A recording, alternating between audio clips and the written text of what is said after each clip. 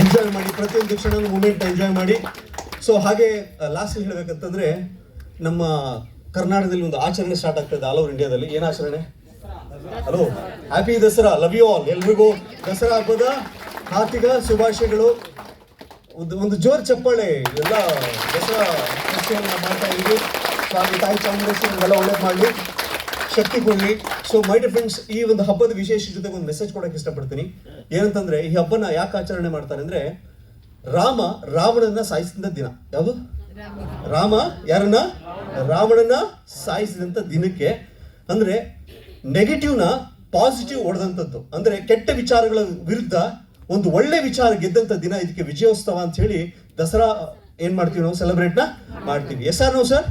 S sir. ಇಲ್ಲಿ ನಾವು ನೋಡೋದಾದ್ರೆ, ನಾವು ಹಿಂದೂಗಳ ಪ್ರಕಾರ ಜನರಲ್ ಆಗಿ ಹೇಳ್ಬೇಕು ಅಂತಂದ್ರೆ 4 ಯುಗಗಳಿದೆ. ಯಾವುದು?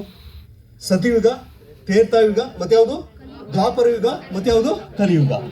ಸರ್, ಸತಿಯುಗ ಅಂತಂದ್ರೆ, ಸತಿಯುಗದಲ್ಲಿ ಹೇಗಿತ್ತು ಸರ್ ಅಂತಂದ್ರೆ, ಗ್ರಹಗಳಿಂದ ಅಂದ್ರೆ ದೇವತೆಗಳು ಏನ್ ಮಾಡ್ತಿದ್ರಂತೆ, ಫೈಟಿಂಗ್ ನ ಮಾಡ್ತಿದ್ರಂತೆ. ಅಂದ್ರೆ ಇಂದ್ರ ಗ್ರಹ, ಆ ಗ್ರಹ, ಈ ಗ್ರಹ ಅಂತ ಹೇಳಿ ಫೈಟಿಂಗ್ ನ ಮಾಡ್ತಾ ಇದ್ರು. ಯಾವ ಯುಗದಲ್ಲಿ? ಸತಿಯುಗದಲ್ಲಿ. ಅರ್ಥ ಇದೆ? ದೇವರುಗಳು ಫೈಟ್ ಮಾಡಿದಂತ ದಿನಗಳು ಅವೆಲ್ಲ ಸತಿಯುಗ ಅಂತ ಕರೀತಾರೆ. ನೆಕ್ಸ್ಟ್ ಬರೋದು ಯಾವುದು? ತ್ರೇತಾಯುಗ. ತ್ರೇತಾಯುಗ ಅಂದ್ರೆ ಯಾರು? ಒಂದು ದೇಶದಿಂದ ಇನ್ನೊಂದು ದೇಶ. ಫಾರ್ ಎಕ್ಸಾಂಪಲ್ ಯಾವುದು? ಇಂಡಿಯಾ ಇಂದ ಶ್ರೀಲಂಕಾ. ಅರ್ಥ ಇದೆ? ಅರ್ಥ ಆಗಿಲ್ವಾ? ಜಗಳ ಅಂತದ್ದು, ರಾಮಾಯಣ, ರಾಮ. ಅರ್ಥ ಆಯ್ತಾ? ಯಾವುದು ದೇಶಗಳ ನಡುವೆ ನಡೆದಂತ ಯುದ್ಧ ಯಾವುದು? ರಾಮಾಯಣ. ಯಾವ್ದೀಗ? ತ್ರೇತಾಯುಗ. ಸೊ ನೆಕ್ಸ್ಟ್ ಬಂದಿದ್ದು ಯಾವುದು? ದ್ವಾಪರ ಯುಗ. ದ್ವಾಪರ ಯುಗ ಹೇಗೆ ನಡೆದಿತ್ತು ಅಂದ್ರೆ, ಒಂದು ಕುಟುಂಬದಲ್ಲಿ ಆಗಿತ್ತು. ಯಾವುದು? ಮಹಾಭಾರತ. ಅಣ್ಣ, ತಮ್ಮ, ದೊಡ್ಡಪ್ಪ, ಚಿಕ್ಕಪ್ಪ, ತಂಗಿ ಎಲ್ಲ ಸೇರ್ಕೊಂಡು ಜಗಳ ಆಡ್ತಾರೆ. ನೋಡಿದಿರೋದು ಮಹಾಭಾರತ? ಎಷ್ಟೋ ನಾವು ಚಿಕ್ಕದ್ರೆಲ್ಲ ನೋಡಿದಿರ ನೋಡಿಲ್ವಾ? ಅದನ್ನ ಯಾವ ಯುಗ ಅಂತ ಹೇಳ್ತೀವಿ? ದ್ವಾಪರ ಯುಗ. ಸೊ ಇದು ಯಾವ ಯುಗ? ಎಲ್ಲಿ ಸರ್ ಜಗಳ ಅಂದ್ರೆ, ನನ್ನೊಳಗೆ ನಾನೇ ಆಡೋದು. ನನಗಾಗುತ್ತಾ, ನನಗೆ ಬರುತ್ತಾ, ನನಗೆ ಹಾಗಲ್ವಾ, ನಿಂಗೂ ಬರಲ್ಲ, ನನಗೂ ಬರಲ್ಲ. ಏನ್ ಹೇಳ್ತೀವಿ? ಕಲಿಯುಗ. ಯಾವೀಗ? ಕಲಿಯುಗ. ಸೊ ಮೈ ಡಿಯರ್ ಫ್ರೆಂಡ್ಸ್, ನಿಮ್ಮಲ್ಲಿ ಎಲ್ಲ ತಾಕತ್ತು ಭಗವಂತ ನಿಮ್ಗೆ ಕೊಟ್ಟಿದ್ದಾನೆ.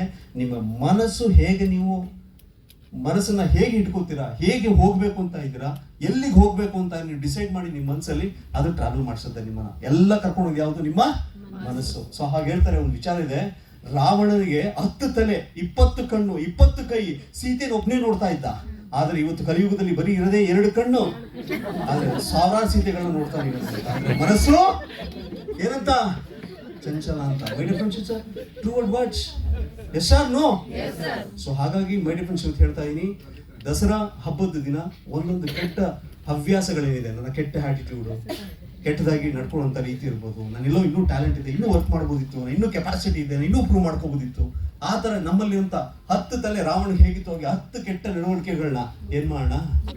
ಸುಟ್ಟಾಕೋಣ. ಅದನ್ನೇ ರಿಯಲ್ ದಸರಾ ಅಂತ ಹೇಳೋದು. ಸೊ ಹಾಗಾಗಿ ದಸರಾ ಹಬ್ಬದ ಹಾರ್ದಿಕ ಶುಭಾಶಯಗಳು. In advance, love you all, thank you.